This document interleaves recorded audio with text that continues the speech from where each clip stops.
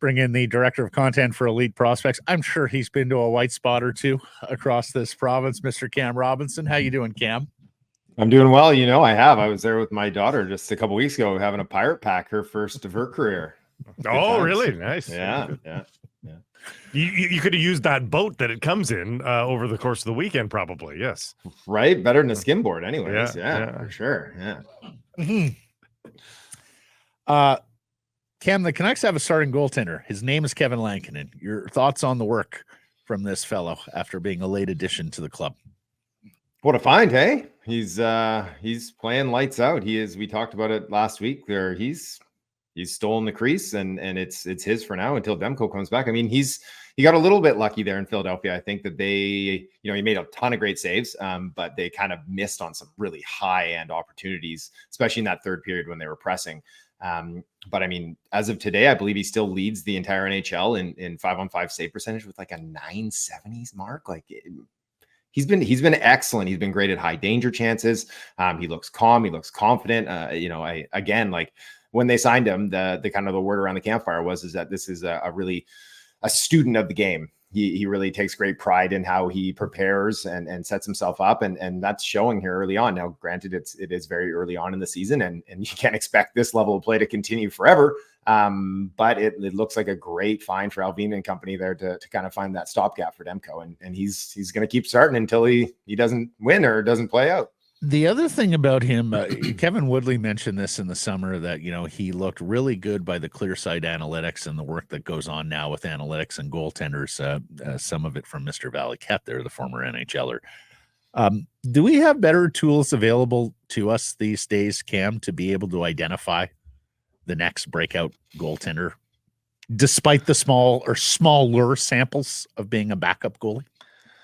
I think that, excuse me, I think that with you'll take all the information you can, right? And so with the advanced stats that we have, with them breaking down, where's the shot coming from on the ice? How is he recovering, getting back into position, those second, those third chance opportunities, every little bit of information is going to help in giving you the best chance of finding that next breakout goaltender. But it's such a volatile position. Even the very best in the world, right? They get on a hot streak and they look unbeatable for 3 months. And then all of a sudden, a couple of bad games, maybe something's going on in their personal life and everything kind of goes off the rails. So when you're dealing with these like high level athletes, that's why so many of them have, mental coaches, and you see it, kids at 14, 15 years old, they're having those as well now, is because it's such a mental game, especially in net. I could never do it. I let in 8 goals the one time I tried it and I never went back in. I wasn't for me, because you're that last line of defense. And even if the whole thing has nothing to do with you and it leads to grade A scoring chances and you give one up, that is on you. So I think that you take all that information that you can. And I think that as we evolve with our analytics, it will provide little incremental value upgrades for you to make those guesses. But again, it's still, I still do believe that it's a voodoo position. Now, he is the last line of defense, and he is playing like that right now, and they are playing like that in front of him. It's still not a perfect 10 from the skaters. How close do you think they are? Do you see them getting better? They're getting wins, but I mean, a lot of this could be on goaltending here. What do you think of the play in front of Kevin Lankinen right now? Yeah, I thought, especially that Philadelphia game, I think that they took the crowd out of it early. Pettersson made that nice pass. He drew 4 players to him and then set up Höglander at the net front there. And that kind of quieted things down really quickly. They had long stretches where they were dominating the play and really kind of hemming it in, but it's against the Philadelphia Flyers. And so they need to be doing that against a club like that. And then, we saw again in the third period, there was a big pushback from Philly. They kind of evened up the shot share. So you're right. It's not perfect. Not everybody's clicking. Miller obviously is battling something. Pettersson is battling his own demons. The defense core is still kind of up in the air. I did like what I saw from Brandstrom, but you're right. It's still a work in progress. But at this point, they had that little blip at the beginning of the season. Now they're playing 600 hockey. All of a sudden, they're 2-2, and that's a fine spot to be in. They got a game in Chicago, which is very winnable, and then you come home for a little stretch too. So I think they're heading in the right direction, anyways, on that trajectory. But there's still lots to clean up. What did you like out of Brandstrom? Is that a new pairing, Brandstrom Darren? I think it'll be for the short term anyways. He brings that element that we've been talking about, right? He is able to wheel, right? He can move the puck with his feet. He can get creative. He can break pressure on retrievals. He can make an outlet pass. He's kind of like President's Choice Quinn Hughes a little bit, right? The no name brand. And so that the defense core they need something like that. They need a player that can move the play up ice in a hurry and make things happen and be a little creative. I think that it would be interesting to have him slide over to the right side, which he has done a fair amount in his career, and give him even a look up there with Susie. But I think at this point, you kind of it's working on that third pair, and that's what they'll stick with for now. Those decadent cookies from PC are not bad though. Not bad, yeah. You know, if that's what he is, the high end PC stuff, it's delicious. Yeah. Höglander, Nils. At this time last year, Cam, you might remember we were wondering, will he ever be a healthy scratch again? And sure enough, he was once in the regular season and then again in the Stanley Cup playoffs. But against Florida, he placed 1637 even strength. That's the most he had played since his breakout season. You may remember the North Division bubble of 2021. That's the most he's played at even strength. He comes back and he plays nearly 14 minutes at even strength against Philadelphia.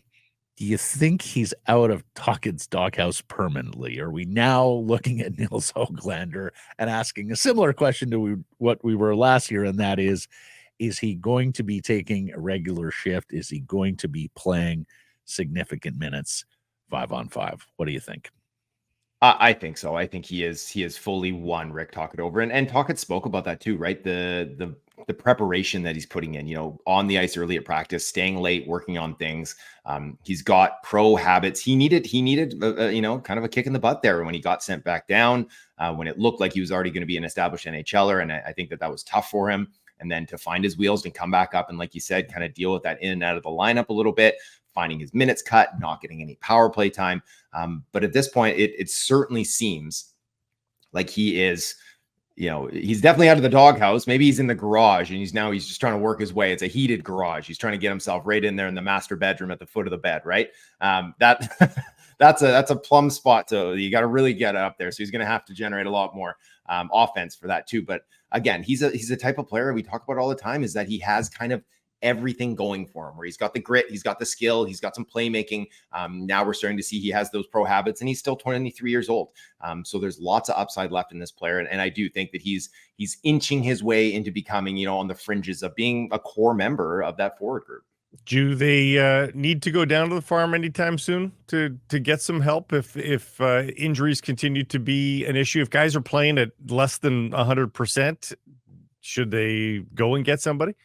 Well, Ratu, right? It's especially if Miller's not taking draws. He did. I think that was like a really big boost for Ratu, is that he was winning so many draws in the preseason, and he looked really strong in camp. And they don't have a lot of guys that can win on that right side. It was really interesting to see Besser taking those draws, and someone that they've talked about previously being someone that could potentially be someone who takes those draws, because he's strong. He has quick hands, and he won a few against Philly there.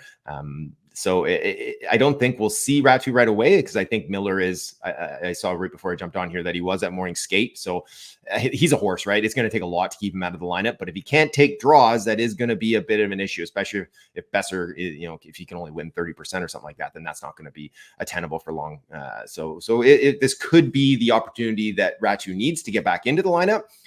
But as of right now, short term, I think they just stick with what's working. Miller slightly above 61% this year. Ratu slightly under 61%. And then Pettersson, Bluger, Oman all under 50%, although Elias is close to 49, Bluger at 48.7. We've kicked this around this week. Do draws help you win hockey games? Winning draws help you win hockey games? How important are faceoffs now that we have all the analytical data to crunch on them? Yeah. So when I was playing, and it was always like banged in, like the draws are very important, right? You got to win that defensive zone draw so you can get the puck. You got to get out. You got to win that offensive zone draw so you can maintain possession. But at the end of the day, it's a puck battle, right? And there are hundreds of puck battles all over the ice throughout the game. And you're going to win some and you're going to lose some, and you're going to have to adjust from there. Now, as we saw with Sherwood with that face-off win and goal the other night, is that they can lead to great opportunities for you or for the other team if it's a clean win, or if, you know, the winger doesn't break through to the point and lets that guy come through. So there are opportunities there where it can be a puck battle in a nice spot for a team rather than deep in a corner. But at the end of the day, I mean, I don't think it's the be all end all. I think that you would love to win 65% of all the draws, because that means you're winning 65% of those puck battles. But if you're coming out in a wash at 50-50, I think it's fine. Similar question on hits, because Kiefer Sherwood has had him a week here. 10 hits against Florida, 9 hits against Philadelphia. Analytics has also brought that into view for us, Cam. What do you think? How strongly do hits correlate with winning? I'm still a bit old school on that. Give me hits over faceoff wins, especially because they can be momentum changing too, right? When a guy is flying in there and he's laying out defenders on the forecheck, catch a big open ice hit.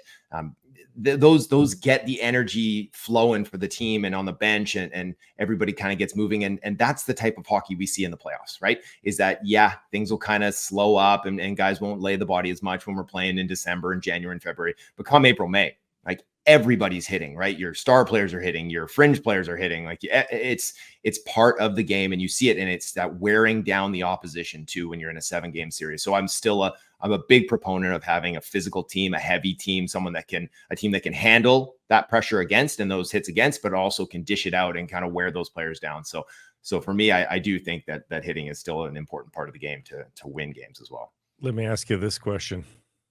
You might have to sit down.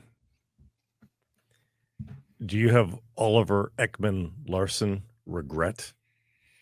He had a noticeable game last night. He's been fined for a reverse hit today by the National Hockey League.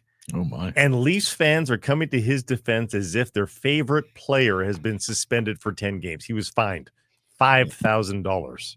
What in the name of Wendell Clark is going on? Do you miss OEL?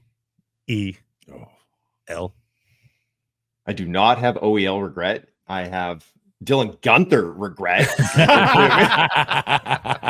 How good would that kid look on this team right now, right? My. Yeah.